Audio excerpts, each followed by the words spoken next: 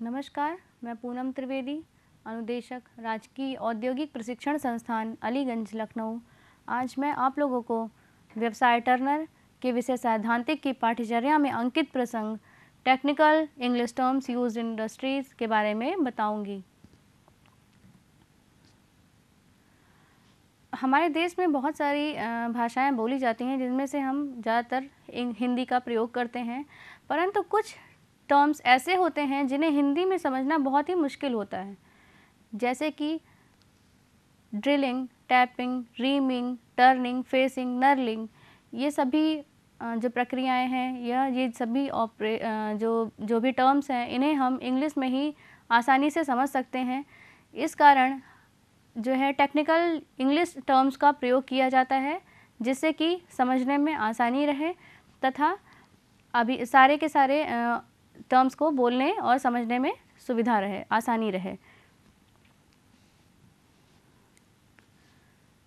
Process chart में किसी भी उद्योग में जहाँ प्रोडक्शन हो रहा होता है, वहाँ पर मटेरियल और वर्कर्स की मूवमेंट होती है। इस वर्कर्स और मटेरियल की मूवमेंट को हम एक चित्र, चार्ट या ग्राफ के द्वारा दर्शाते हैं कि किस समय कौन कौन सा कार्य किया जा रहा है, किस किस क्रम में किस कार्य को करना है। यह चार्ट जो कहलाता है उसे प्रोसेस चार्ट कहते हैं। प्रोसेस चार्ट में मटेरियल तथा वर्कर्स की मूवमेंट को दर्शाया जाता है।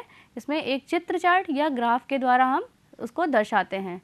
अगर प्रोसेस चार्ट की बात की जाए तो इससे हमें पूरे प्रोसेस को समझने में आसानी रहती है तथा उसे हमें सुधारने में भी सुविधा मिलती है, क्योंकि प्रोसेस चार्ट में मटेरियल और वर्कर्स की मूवमेंट को दर्शाया जाता है कि जैसे हमें कोई प्रोडक्ट तैयार करना है तो उसके लिए हम मटेरियल हमने कहाँ से लिया, उस मटेरियल को कहाँ ले जाएंगे, काटने के लिए जाएगा कटिंग शॉप में, उसके बाद में वो मशीनिंग शॉप में जाएगा, फिर उसके बाद में वह उसका इंस्पेक्शन होगा। सारे टर्म्स जो होते हैं वो हम इस प्रोसेस चार्ट के अंतर्गत दिखाते हैं, इसको एक चार्ट की सहायता से समझते हैं। तो इसलिए प्रोसेस चार्ट को समझना बहुत ही आवश्यक है। अगर प्रोसेस चार्ट की बात की जाए तो यह 3 प्रकार का होता है: outline process chart, flow process chart और two handed process chart. Process chart 3 प्रकार का है: आउटलाइन, फ्लो प्रोसेस चार्ट और two handed process chart. Process chart में प्रयोग किए जाने वाले सिंबल्स। अगर हम प्रोसेस चार्ट के टाइप्स की बात करें तो उसके पहले हमें उसके सिंबल को समझना होगा कि प्रोसेस चार्ट में कौन कौन से सिंबल्स हम प्रयोग करते हैं। तो फर्स्ट है ऑपरेशन। इवेंट का नाम है ऑपरेशन, सिंबल इसके लिए प्रयोग करते हैं सर्कल। यानी कि अगर कोई ऑपरेशन करना है हमें, जैसे कि ड्रिलिंग करनी है, टैपिंग करनी है, रीमिंग करनी है या कटिंग करनी है, तो ये ऑपरेशन हो रहा है। इस ऑपरेशन को हम किसी भी एक सिंबल के द्वारा दर्शाते हैं और इस सिंबल को सर्कल के फॉर्म में लिखते हैं। यह ऑपरेशन को शो करता है। सेकेंड है स्टोरेज। स्टोरेज को हम ट्राइंगल से शो करते हैं। स्टोरेज का मतलब होता है कि किसी फिनिश्ड पार्ट को स्टोर किया जा रहा है, उसमें ऑपरेशन अभी नहीं हो रहा है, उसको हमने स्टोर करके एक जगह पर रखा हुआ है। कोई भी ना ऑपरेशन हो रहा है ना उसमें कोई मूवमेंट हो रही, वो एक जगह पर रखा हुआ है। तो इस सिंबल को, सेकंड सिंबल को, स्टोरेज को हम ट्रायंगल से शो करते हैं। थर्ड है डिले या टेम्परेरी स्टोरेज। तो डिले का मतलब क्या होता है? या इसका मतलब ये है कि कोई भी कार्य कुछ समय के लिए रुका हुआ है, यानी कि कुछ देर के लिए कोई प्रोसेस रुका हुआ है, कोई काम नहीं हो रहा है, डिले, इसका मतलब है डिले, और इसको हम इस सिंबल के द्वारा दर्शाते हैं। यह एक अस्थायी स्टॉप होता है, जैसे कभी कभी पावर का ऑन ना होना या लिफ्ट का इंतज़ार करना या ट्रैफिक जाम, ये सभी डिले के अंतर्गत आते हैं और डिले को हम इस सिंबल से शो करते हैं। फोर्थ है ट्रांसपोर्ट। ट्रांसपोर्ट का मतलब होता है कि सभी वस्तुओं और मैन की मूवमेंट को इसमें दर्शाया जाता है। इसके अंतर्गत तीनों मूवमेंट हो सकती हैं, या किसी मटेरियल की मूवमेंट, या मैन की मूवमेंट, या इक्विपमेंट की मूवमेंट।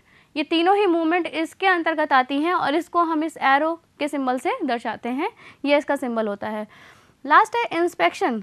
फिफ्थ है इंस्पेक्शन। तो इंस्पेक्शन को दर्शाने के लिए हम एक रेक्टेंगल शो करते हैं, यह इंस्पेक्शन का सिंबल होता है। इसमें क्या होता है कि जो पार्ट हमारा प्रोडक्ट जो तैयार हुआ है उसकी गुणवत्ता और उसकी मात्रा को चेक करते हैं हम। इसमें जो भी प्रोडक्ट तैयार हुआ है उसकी गुणवत्ता कैसी है, कितना अच्छे गुण का है वो, और उसकी मात्रा कितनी मात्रा में वो तैयार किया गया है। इन सभी और सारी चीज़ें जो भी जांचनी होती है वो हम इंस्पेक्शन के अंतर्गत करते हैं और उन सभी चीज़ों को जब भी हम प्रोसेस चार्ट में दर्शाते हैं तो ये लिख के नहीं, हम बल्कि इसको सिंबल्स के द्वारा दर्शाते हैं। यानी कि प्रोसेस चार्ट में जितने भी उत्पादन कार्य में जो जो प्रक्रियाएं हो रही होती हैं उन सभी को एक चार्ट या सिंबल के द्वारा, फ्लो चार्ट के द्वारा हम दर्शाते हैं। तो ये प्रोसेस चार्ट में प्रयोग किए जाने वाले सिंबल्स हो गए, 5 तरीके के हैं। फर्स्ट है ऑपरेशन, दूसरा है स्टोरेज, तीसरा है डिले, चौथा है ट्रांसपोर्ट और पांचवा है इंस्पेक्शन। अब बात करते हैं प्रोसेस चार्ट के प्रकार की। तो फर्स्ट मैंने बताया था आउटलाइन प्रोसेस चार्ट होता है। तो आउटलाइन प्रोसेस चार्ट में हम सभी पूरे प्रोसेस के जो भी ऑपरेशन हो रहा होता है उसमें सारे के सारे प्रोसेस को नहीं देखते हैं। ये क्या होता है, इसमें सिर्फ जो जो ऑपरेशंस होने होते हैं, जैसे कि जो प्रोडक्शन जब हम कर रहे होते हैं तो कौन कौन से ऑपरेशन हमने किए, जैसे फेसिंग किया, टर्निंग किया, फिर उसके बाद में उसमें थ्रेड काटा, थ्रेड काटने के बाद में क्या किया, तो अलग अलग ऑपरेशंस की डिटेल्स दी होती है और साथ में इंस्पेक्शन को बताया जाता है। यह एक ओवरव्यू होता है, इसमें पूरा डिटेल नहीं दिया होता है। किसी भी अगर बात की जाए किसी प्रोसेस चार्ट की पूरी डिटेल इसमें शो नहीं होती है, सिर्फ एक ओवरव्यू होता है जैसा कि इसमें दर्शाया जाता है। इसके लिए जो सिंबल्स प्रयोग किए जाते हैं वो ऑपरेशन के लिए हम इस सिंबल को प्रयोग करते हैं और इंस्पेक्शन के लिए इस सिंबल को प्रयोग करते हैं। तो आउटलाइन प्रोसेस चार्ट में 2 प्रकार के सिंबल्स प्रयोग होते हैं, या हम कह सकते हैं कि इसमें सिर्फ 2 ही चीज़ें देखी जाती हैं। एक तो ऑपरेशन, कौन कौन से ऑपरेशन हो रहे हैं, कितने नंबर्स ऑफ ऑपरेशन हुए हैं, और दूसरा कितनी बार इंस्पेक्शन किया गया है। तो ये हो गया आउटलाइन प्रोसेस चार्ट। सेकंड है two handed process chart. Second number बात की जाएगा तो टू हैंडेड प्रोसेस चार्ट है।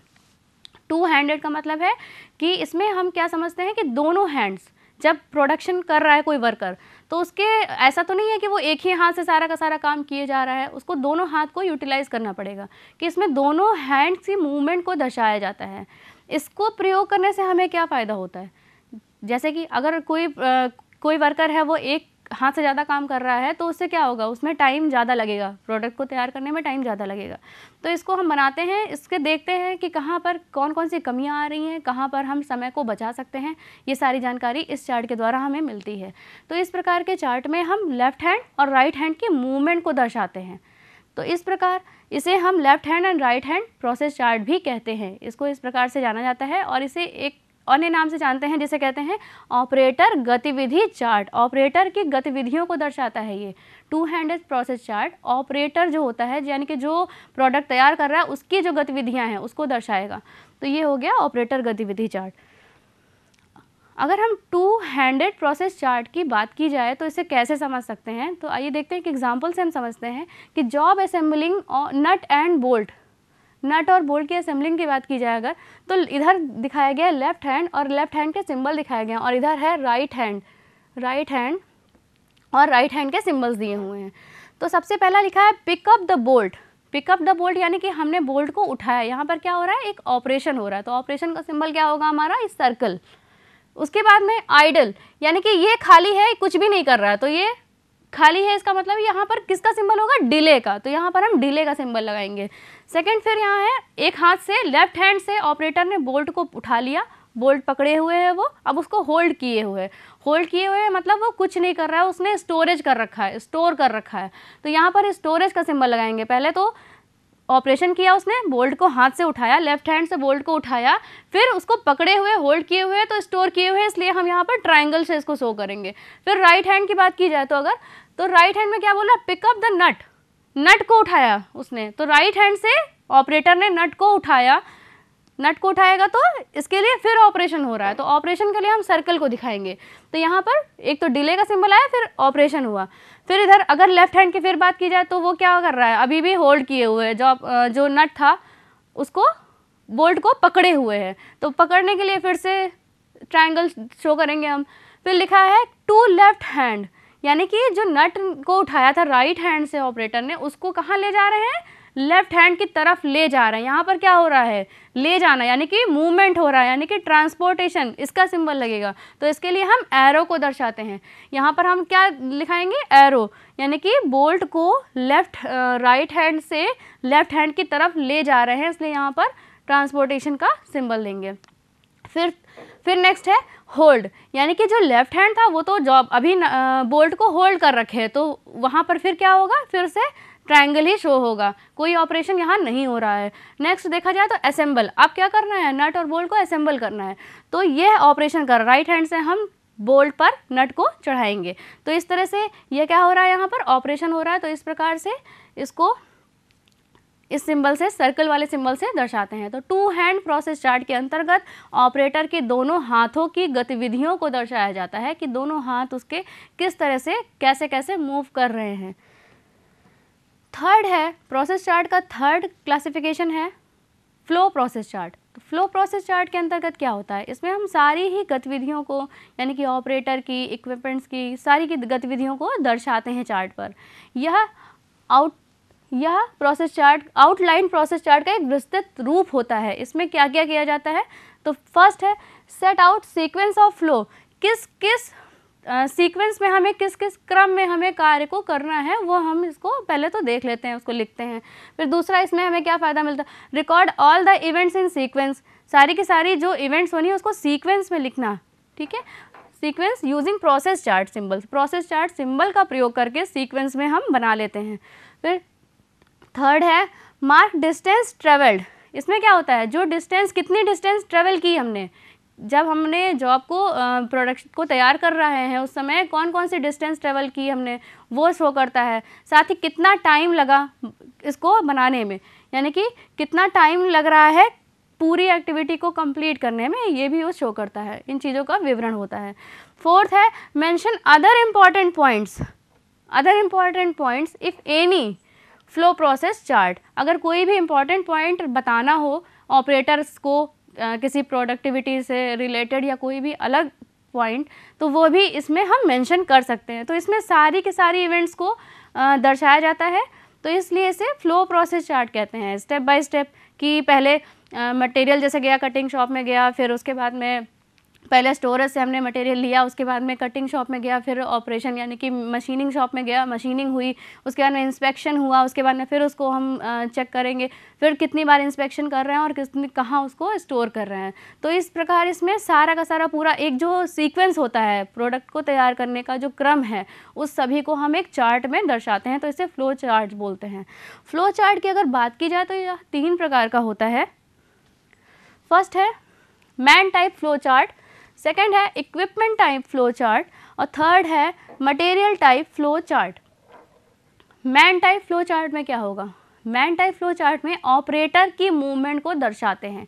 जैसे कि ऑपरेटर है कोई, वह सामान, जैसे कि जिस जॉब को तैयार करना है उसको वो लेने गया, कहाँ से उसने उस जॉब को उठाया, जैसे कहाँ से लेने गया तो ये ट्रांसपोर्टेशन का सिंबल देंगे। फिर जॉब को ले गया कटिंग शॉप में, तो कटिंग शॉप के बाद में यहाँ पर क्या होगा, ऑपरेशन होगा यहाँ पर। उसके बाद में मशीनिंग शॉप, फिर ऑपरेशन हो रहा है। फिर उसके बाद में क्या होगा, मशीनिंग के बाद इंस्पेक्शन करेंगे, इंस्पेक्शन हो रहा है। इंस्पेक्शन के बाद जो है उसको फिर स्टोरेज में ले जाएंगे, तो स्टोरेज है। तो सबसे पहले क्या हुआ, स्टोरेज से ट्रांसपोर्टेशन, फिर ट्रांसपोर्टेशन से क्या कहते हैं, ट्रांसपोर्टेशन से प्रोसेस हुआ, यानी कि मशीन शॉप में कटिंग हुई, ऑपरेशन हुआ। इसके बाद नेक्स्ट है फिर ऑपरेशन हो रहा है। फिर ऑपरेशन यानी कि मशीन शॉप में गया, मशीन शॉप में क्या हो रहा है, उस पर अलग अलग प्रकार के ऑपरेशन किए जा रहे हैं। फिर फाइनल प्रोडक्ट बन गया, अब उसके बाद में उसका इंस्पेक्शन किया जा रहा है और उसको स्टोरेज में भेज दिया जा रहा है। तो ये सारे के सारी चीज़ें जो होती हैं वो फ्लो प्रोसेस चार्ट के अंतर्गत आती हैं। लेकिन मैन जो टाइप फ्लो प्रोसेस चार्ट होता है उसमें क्या होता है कि सिर्फ मैन की, यानी कि ऑपरेटर की मूवमेंट को दर्शाते हैं। यहाँ पर हम ऑपरेशंस को नहीं दिखाएंगे, ऑपरेशंस को नहीं दिखाएंगे, सिर्फ ऑपरेटर की मूवमेंट को दर्शाएंगे। ऑपरेटर की मूवमेंट को दर्शाया जाता है इस मैन टाइप फ्लो चार्ट में। नेक्स्ट है इक्विपमेंट टाइप फ्लो चार्ट। तो इक्विपमेंट टाइप फ्लो चार्ट क्या करेंगे, क्या होता है कि इक्विपमेंट्स में, जैसे कि जो जो इक्विपमेंट्स हम प्रयोग कर रहे हैं उनमें उनकी जो मूवमेंट हो रही है उसको शो करता है ये। जैसे कि जब हमें जॉब को बनाना है तो किस मशीन पे हमें काम करना है, अगर वो मशीन ख़राब है तो हम दूसरी मशीन पे जाएंगे, या कौन कौन से टूल्स बदल रहे हैं बार बार, उसको कौन से टूल लगाया फिर चेंज किया फिर लाया। तो ये जो इक्विपमेंट्स की जो मूवमेंट हो रही है उसको हम इक्विपमेंट टाइप फ्लो चार्ट के अंतर्गत समझेंगे। जबकि जो मैन टाइप फ्लो चार्ट में ऑपरेटर की मूवमेंट को दर्शाया जाता है। इसमें ऑपरेटर की मूवमेंट, ऑपरेटर की मूवमेंट को दर्शाते हैं और इसमें इक्विपमेंट की मूवमेंट को दर्शाते हैं। थर्ड है मटेरियल टाइप। मटेरियल टाइप में मटेरियल की मूवमेंट को दर्शाते हैं कि जैसे कि बार बार मटेरियल चेंज किया जा रहा है, बदला जा रहा है, अगर कोई मटेरियल ख़राब है दूसरा तैयार किया जा रहा है, फिर वो मटेरियल कहाँ कहाँ गया, किस किस शॉप पे गया, कौन कहाँ कहाँ पे कटिंग हुई, कहाँ से वो आया, तो ये सारी जो मटेरियल की जितनी भी मूवमेंट होगी उसे मटेरियल टाइप फ्लो चार्ट में दर्शाया जाएगा। नेक्स्ट पॉइंट आता है, नेक्स्ट टॉपिक है एक्टिविटी लॉग। एक्टिविटी लॉग का अर्थ क्या होता है? एक्टिविटी लॉग का मतलब है गतिविधियों की डायरी या एक जॉब डायरी, जिसमें क्या करते हैं, जॉब की डायरी या गतिविधियों की डायरी में हम किसी जॉब को बनाने में जितनी गतिविधियां करते हैं उन सभी को लिखा जाता है। यह एक रिकॉर्ड होता है जिससे हमें यह पता चलता है कि किस दिन कौन कौन सा कार्य किया गया है, वह सही समय पर किया गया है कि नहीं किया गया है, तथा उसे करने में कितना काम लगा, कितना समय लगा, और उसे तैयार करने में हमें कौन कौन से कार्य करने चाहिए, कौन कौन से कार्य नहीं करने चाहिए, ये सभी चीज़ें हमें एक्टिविटी लॉग के अंतर्गत पता चलती हैं। तो इसमें हम एक डायरी बना लेते हैं, इसमें जॉब का पूरी गतिविधियों का रिकॉर्ड को रखा जाता है। जितनी भी प्रोडक्ट को तैयार करने में जो जो मूवमेंट या गतिविधियां हुई हैं उन सभी को हम एक डायरी में लिखते हैं, उनको रिकॉर्ड बनाकर रखते हैं, और उसके बाद में उस रिकॉर्ड को रीड करते हैं, पढ़ते हैं, और इससे हमें पता चलता है कि कौन सा कार्य किस दिन किस किस समय किया गया, वो सही समय पर किया गया था या नहीं, या इसे करने में हमें क्या और इसमें से इम्प्रूवमेंट करने होंगे, क्या इम्प्रूवमेंट हम कर सकते हैं, ये सारी चीज़ें एक्टिविटी लॉग के अंतर्गत हम समझते हैं। तो अगर इसकी बात की जाए कि हम अपने जीवन में कैसे इसको लागू कर सकते हैं, तो नेक्स्ट है कि सबसे पहला तो हम अपने जीवन में हमें उन कार्यों को नहीं करना चाहिए जो हमारे उद्देश्यों की पूर्ति ही ना करते हों। जैसे कि जो कार्य हमारे उद्देश्य की पूर्ति ना करें उन्हें हम अपने जीवन में नहीं करेंगे। नेक्स्ट है, जिस समय पर अपना ऊर्जा का स्तर ऊंचा होता है उस समय उन चुनौतीपूर्ण कार्यों को करना चाहिए, ठीक है, जिससे कार्य में सुधार आएगा और कार्य संपन्न करने में भी समय कम लगेगा। तो अगर हमारा एनर्जी लेवल अच्छा है तो हमें कोई कठिन कार्य या चुनौतीपूर्ण कार्य को करना चाहिए, जिससे कि उस कार्य को, उस कठिन काम को करने में हमें आसानी होगी और वो काम भी सुधरेगा। तो इसलिए जब भी एनर्जी लेवल अच्छा हो तो हमें हमेशा उसको करना चाहिए, उन कार्यों को करना चाहिए। थर्ड है, अपने समय को व्यर्थ नहीं जाने देना चाहिए।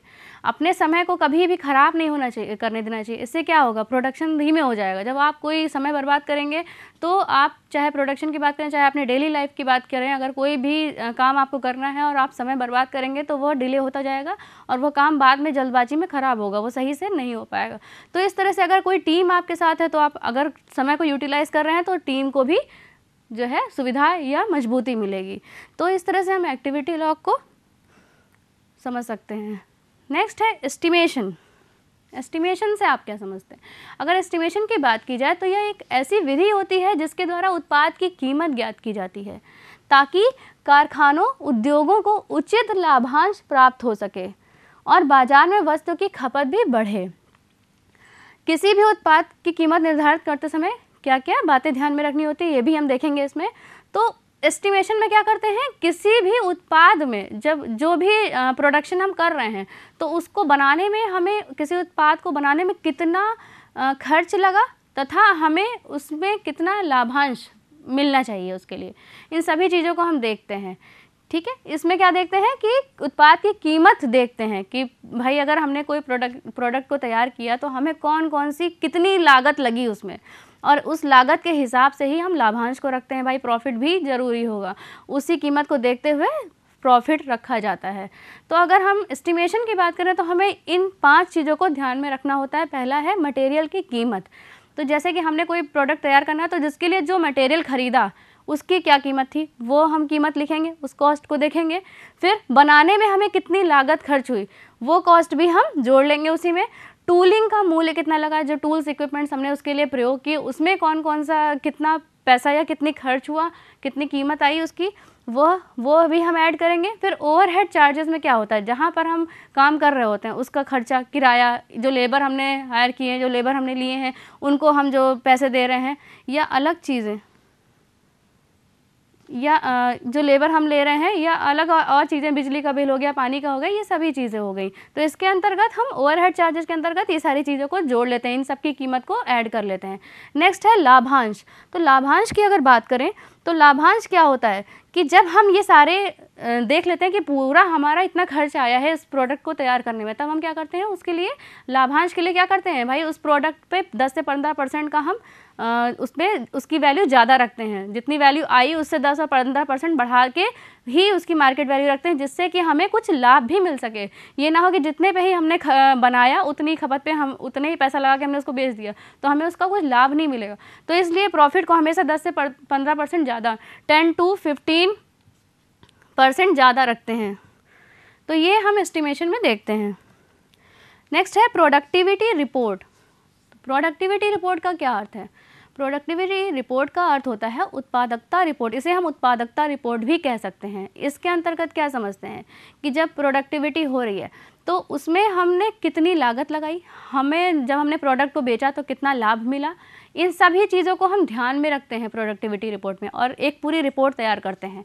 जब प्रोडक्शन हमने किया तो कितनी खर्च आया, साथ में हमें कितना प्रॉफिट मिला, इन सारी चीज़ों को हम एक रिकॉर्ड जैसा रिपोर्ट जैसा तैयार करते हैं, जिससे क्या होता है कि प्रबंधन जो होगा यानी कि जो मैनेजमेंट होगा वो सही निर्णय ले पाएगा कि हमें आगे इसमें क्या क्या इम्प्रूवमेंट करने हैं।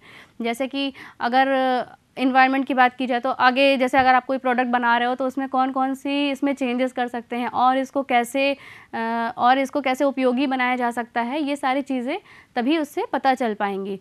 तो इस रिपोर्ट के आधार पर इंडस्ट्री में बहुत सारे बदलाव भी किए जा सकते हैं, जिसमें ऐसे वस्तुओं को शामिल किया जाता है जैसे वातावरण पर प्रभाव पड़ रहा हो, किसी पर प्रदूषण आदि जो हमारे जीवन पर सीधा प्रभाव डालती हैं। अगर जैसे हमने कोई प्रोडक्ट तैयार किया जिसका वातावरण पर प्रभाव गलत पड़ रहा हो, प्रदूषण आदि फैला रहा हो, तो उसको भी हम उसमें चेंजेस लाएंगे। इसका मेन मकसद ये है कि प्रोडक्टिविटी रिपोर्ट हम एक रिपोर्ट तैयार कर लेते हैं जिससे हम ये समझते हैं कि कहाँ पर हमने गलतियाँ की हैं या हमें अपने प्रोडक्ट को और अच्छा कैसे बना सकते हैं और उसकी मार्केट वैल्यू कैसे बढ़ा सकते हैं। ये सारी चीज़ें हम प्रोडक्टिविटी रिपोर्ट के अंतर्गत समझते हैं। नेक्स्ट है जॉब कार्ड। जॉब कार्ड क्या होता है? जॉब कार्ड एक रिकॉर्ड होता है जिसमें जॉब या वस्तु को बनाने का पूरा रिकॉर्ड दर्ज होता है। जैसे अगर बात की जाए तो कोई डॉक्टर अगर किसी मरीज को देखता है तो वो उसकी एक हिस्ट्री शीट तैयार करता है। उसी प्रकार से जब प्रोडक्शन वर्क जहाँ हो रहा होता है वहाँ पर जॉब कार्ड तैयार किया जाता है। तो हर कंपनी का जॉब कार्ड का फॉर्मेट अलग अलग होता है। जॉब कार्ड में क्या क्या चीज़ें दिखाई जाती हैं अगर बात करें तो इसका प्रयोग प्रोडक्शन वर्क में उन लोगों को निर्देशित करने के लिए करते हैं ताकि वह उत्पादन सही से कर सकें। इसमें क्या बताते हैं जॉब कार्ड में कि कौन सा कंपोनेंट तैयार करना है, उसकी कितनी मात्रा होनी चाहिए, कितनी लागत में तैयार करना है, कौन कौन से ऑपरेशन उसमें करने होंगे हमें, साथ ही और जो अगर ऑपरेटर को कोई और निर्देश देने होते हैं वो सब भी पूरी की पूरी रिपोर्ट जॉब कार्ड में तैयार की जाती है। इसका एक फॉर्मेट होता है तो जो कि सभी कंपनी वाले जॉब कार्ड का फॉर्मेट अलग अलग रखते हैं, इसलिए इसका फॉर्मेट को यहाँ पर अभी नहीं दर्शाया गया है। आगे इसमें हम देखेंगे कि अगर जॉब कार्ड हमें समझना हो तो हम जॉब कार्ड में क्या क्या चीज़ें मेनली पढ़ते हैं या देखते हैं। तो पहला है कि कंपोनेंट या प्रोडक्ट जिसका उत्पादन करना हो, जैसे कि जब हम जो कंपनी होगी वह जब प्रोडक्शन वर्क जहाँ वर्कर होगा जहाँ पर प्रोडक्शन काम हो रहा होगा उसको जॉब कार्ड देगा और उसमें ये पहले मेंशन करेगा कि कौन सा कंपोनेंट आपको बनाना है, जिसका उत्पादन करना है उस कंपोनेंट का नाम लिखेगा या वो कंपोनेंट के बारे में बताएगा।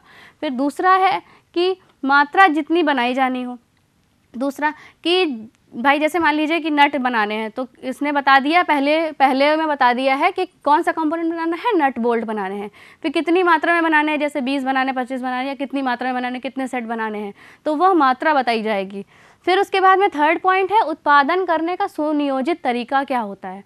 तो उत्पादन जब हम कर रहे होंगे तो उसका एक सुनियोजित तरीका यानी कि जिससे वो उत्पादन यानी कि जो प्रोडक्ट तैयार हो वह कम खपत में यानी कि कम खर्च में कम समय में अच्छा तैयार हो पाए, तो वह सुनियोजित तरीका भी बताएगा उस प्रोडक्टिविटी इसमें जॉब कार्ड में। नेक्स्ट है वास्तविक उत्पादन का समय कितना होना चाहिए। एक टाइम डिसाइड करके वो देगा कि इतने टाइम पर आप या इतने समय में इतने प्रोडक्ट को तैयार करना है। तो ये चीज़ें भी इसके अंतर्गत दर्शाई जाएंगी। नेक्स्ट है अन्य दूसरे निर्देश जो उत्पादन करने वाले वर्कर्स के लिए आवश्यक हैं। अलग अलग से निर्देश भी दिए जाते हैं जो कि उत्पादन करने वाले वर्कर के लिए दिए जाते हैं। जैसे कि उत्पादित बैच की पूरी डिटेल दी जाएगी, जो उत्पादित बैच बनाना उसकी पूरी डिटेल दी होती है। उसमें उत्पादन करते समय क्या क्या कार्य करना है, हमें उत्पादन करते समय क्या कार्य करना है, इस सब की जानकारी भी इसमें दी जाती है इस जॉब कार्ड में।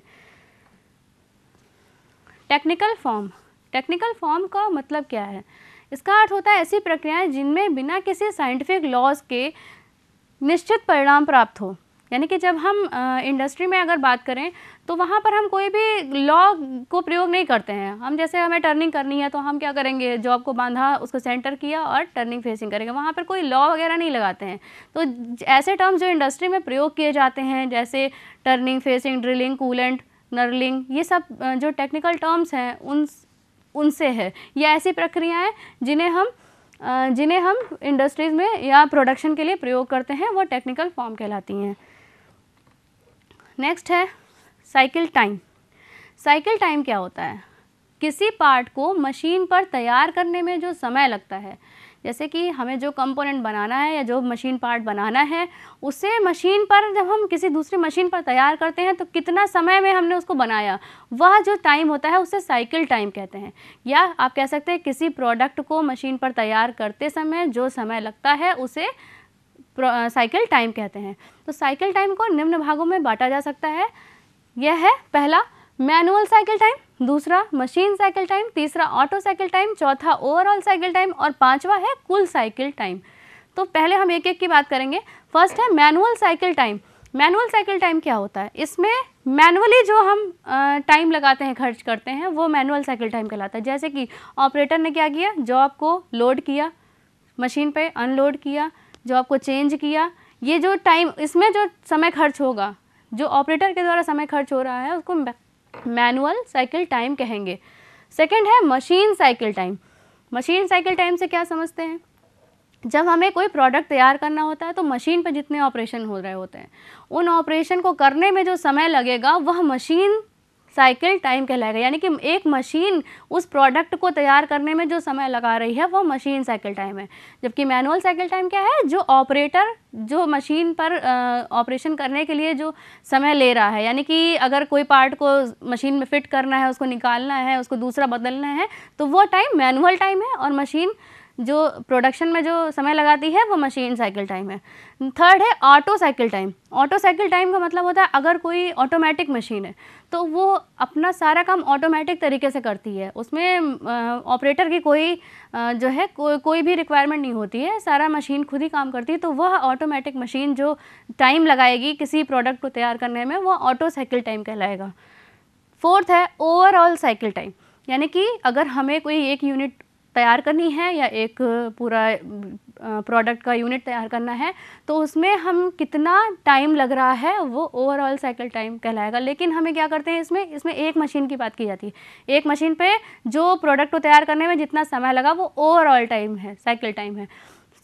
फिफ्थ नंबर है कुल साइकिल टाइम। तो कुल साइकिल टाइम यानी कि टोटल साइकिल टाइम, इसका यह मतलब होता है कि जो यूनिट है, प्रोडक्शन यूनिट है या वर्कशॉप है, उसमें जो अलग अलग मशीनों पर जितने भी प्रोडक्ट तैयार किए जा रहे हैं या पूरा का पूरा अलग अलग मशीनें एक कंपोनेंट को तैयार करने में जब अलग अलग मशीनों पर काम किया जाता है तो उस समय को, उस पूरे समय की गणना की जाएगी। इसमें उस टोटल टाइम को कुल साइकिल टाइम कहेंगे उस प्रोडक्ट को तैयार करने के लिए। यानी कि एक पूरी यूनिट को तैयार करने के लिए मशीन पर किया गया जो समय होगा वह कुल टोटल टाइम कहलाएगा, कुल साइकिल टाइम कहलाएगा। आज हमने प्रोसेस चार्ट में प्रयोग किए जाने वाले सिंबल्स, आउटलाइन प्रोसेस चार्ट और two handed process chart, flow process chart, activity log, estimation, productivity report, job card तथा टेक्निकल फॉर्म और साइकिल टाइम को पढ़ा है। प्रयुक्त संदर्भ मैंने NIMI's e book of for turner thread theory तथा basic turner theory Raj and Ranjit से लिया है। आज मैंने आप लोगों को technical English terms use in industries के बारे में बताया है। आशा करती हूँ कि यह प्रशिक्षण आपके भविष्य हेतु मददगार होगा। धन्यवाद।